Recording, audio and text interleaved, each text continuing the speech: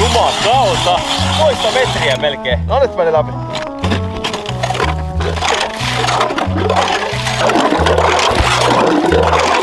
Tämmönen saviseen veden tuoksu. Kyllä.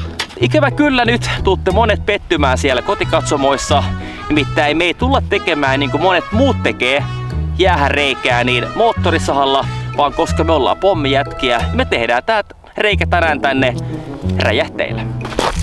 Tiedätkö mikä meillä on? Nyt näyttää siltä, että... Räjähtää se siinä. Joo, voi se tossakin räjäyttää.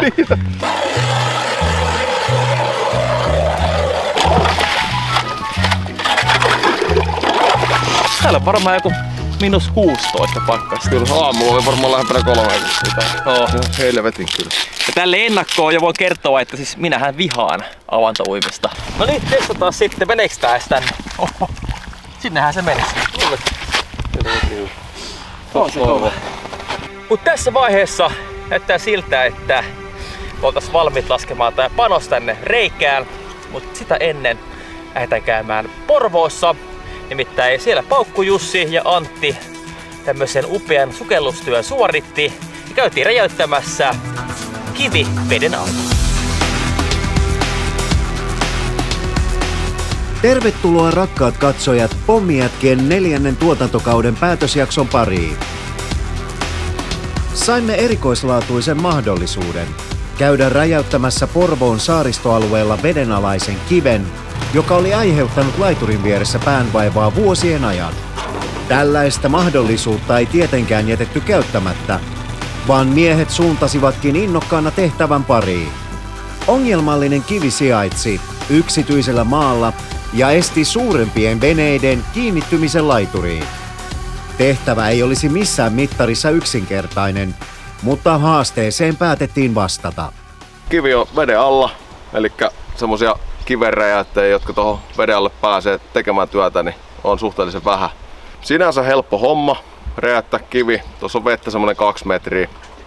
Haasteet tulee totta kai siinä, että laituri on ihan vieressä. Mikä siinä on positiivista, niin se on teräsrakenteella tuohon kallioon juntattu vedenpilan yläpuolelle. Eli sinänsä ei vedessä tapahtuva räjähdys pääse vaikuttaa rakenteisiin. Rakennuksia on suht lähellä, eli ei voida ylipanostaa, ettei laituri tai rakennukset vahingoitu lentävistä sirpaleista.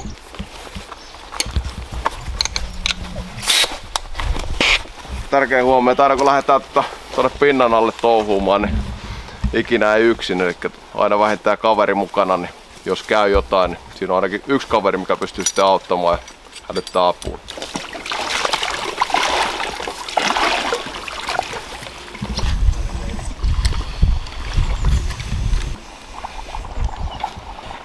Tutkimusmatka vedenalaisen kiven luokse alkoi, ja miehet lähtivät hakemaan tarvittavia tietoja räjäytettävästä kohteesta. Kappaleen koko ja muoto pitäisikin selvittää ensin, jotta pystyisimme muodostamaan poraus- sekä panostussuunnitelman. Kivi oli muodoltaan pyramidin mallinen, jonka tiedettiin tuottavan varsinkin porauksessa päänvaivaa. Tiedustelun pohjalta päätettiin reilun kuution kokoisen kiveen porata 3 reikää, jotta se saataisiin menemään riittävän pieniksi palasiksi. Palojen koolla olisi väliä, sillä ne tultaisiin myöhemmin siirtämään käsipelillä pois laiturin vierestä. Kaivinkone tai ruoppausalus ei tulisi kysymykseenkään.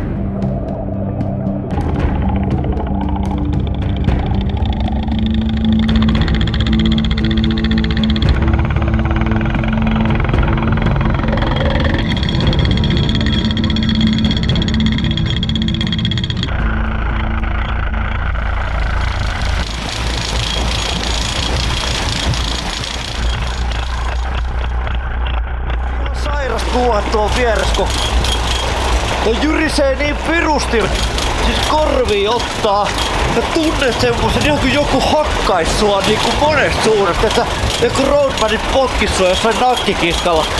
Ihan sama meininki. Kiven poraaminen veden alla on todella haastavaa monestakin syystä.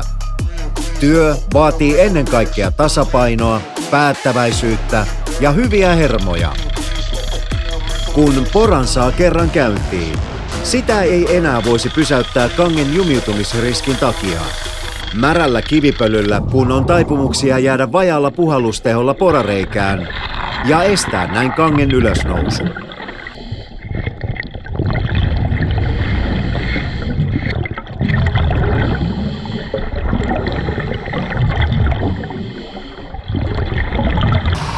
Poravasara. Siinä on vähän jotain häikkää, että se aina välillä niin maksuu hanat täysillä, niin ei liiku mihinkään. Mikä on tullut tuohon naapurille? Onko sulla rintaliivit? Ollut. Kai mulla on rintaliivit. Joo, mä katsoin rajoista vaan. Vastuullisen panostajan tehtäviin kuuluu tietenkin käydä tarkistamassa poratyön laatu ja mittaamassa reikien syvyydet.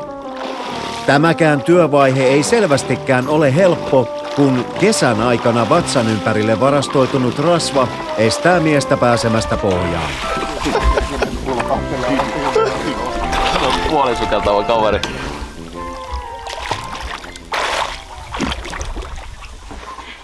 Saa sitä vaan vetää röyhkeimmin pystys alaspäin ja hippaa vielä syvemmälle, että he saa laskea sinne kyllä melkein vittu mutaan saakka.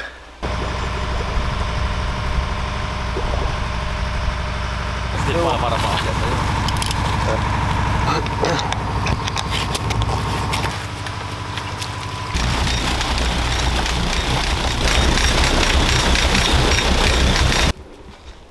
Jotain muuta. Panoksia. Normaalisti kuution kiven räjäytykseen tarvitaan 60–100 grammaa räjähdysainetta.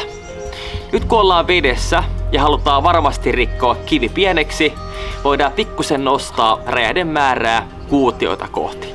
Kun tässä pinnalla räjäytetään kivi, niin siihen kohdistuu ainoastaan yksi paari, eli tää ilmakehäpaine siihen kiveen. Ja nyt kun se on veden alla, niin siihen kohdistuu enemmän painetta, jolloin me tapellaan myös sitä veden painetta vastaan samalla kun me räjäytetään kiveä. Eli pikkasen ylipanostetaan verrattuna pinnan kiven räjäytykseen, niin saadaan voitettua se veden paine, mikä vaikuttaa siihen kiveen. Tapataan tää semmonen niin sanottu keruunalli kiinni, mikä nappaa kaikki kitusiinsa. Ja täällä sisällä oleva nalli sitten käytännössä räjäyttää kaikki nämä 3 letkua. Ja näissä sitten lähtee impulssi tonne suuntaan. Menee nalliin ja räjähtää. Räjäytetään! Yksi panos! Räjäytetään! Yksi panos! Palaa!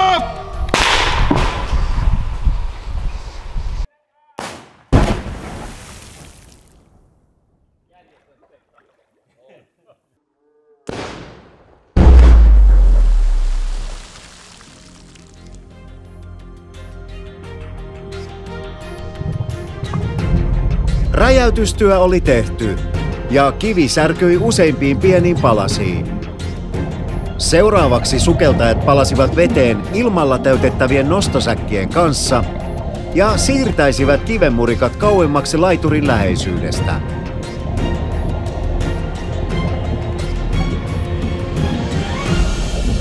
Jälleen yksi räjäytystehtävä saatiin onnistuneesti suoritettua.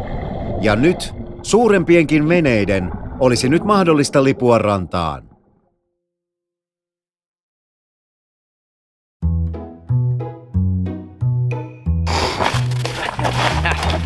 No niin. Tulee meidän kalastusmies. Eihän siellä ois kalaa. Nyt takia just tää meneekin kokeilemaan sitä.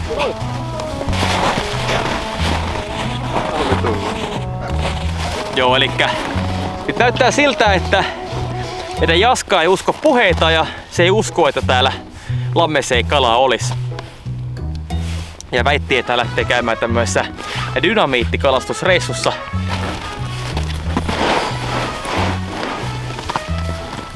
Hän ryhdistyi heti. Mikä se takaraivoa vaivaa? Joo, koska Jaska on rosvo kalastamassa, niin pitäähän siinä olla komponen koko päässä. Kyllä.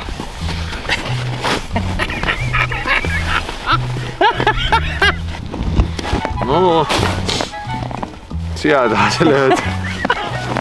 Siinä olisi meidän pilkkirosvo. Pötkö tonne näin. Ja vähän kato painamaan näin. Mulla on tossa tuo harjo. Sehän mulahti hyvin sinne. Onhan tää kato vaikka millä mitalla vettä. On.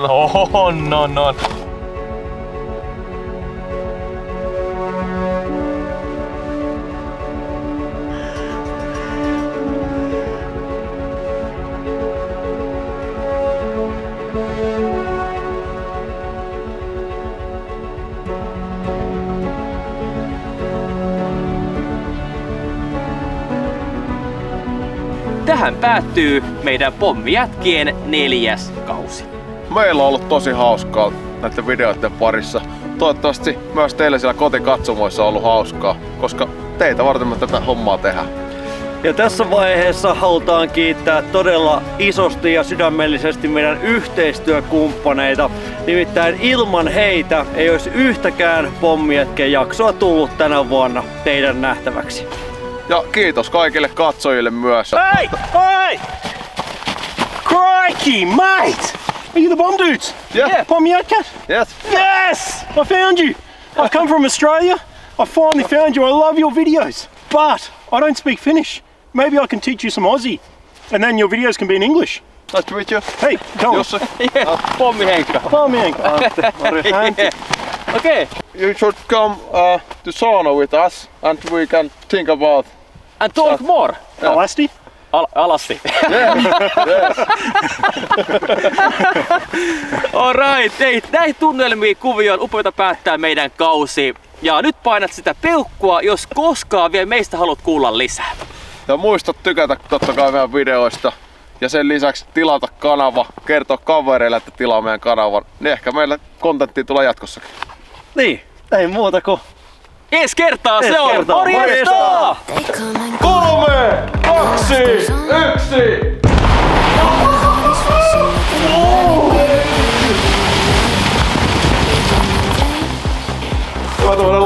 Oli pikkusen makeen näköinen. Pikkusen hieno. Vitsi, tuli hieno. Too young to see what we had was out of this world, and maybe the time was wrong, but baby, my love ain't gone.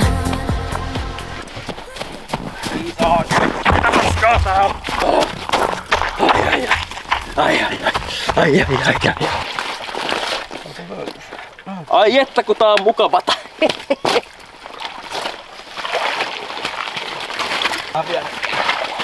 Hyi vittu. Sinne mahtuu. No niin! Tee muuta. Vähän niinku outo. Noniin. I know I should stop missing you, but losing myself when nobody's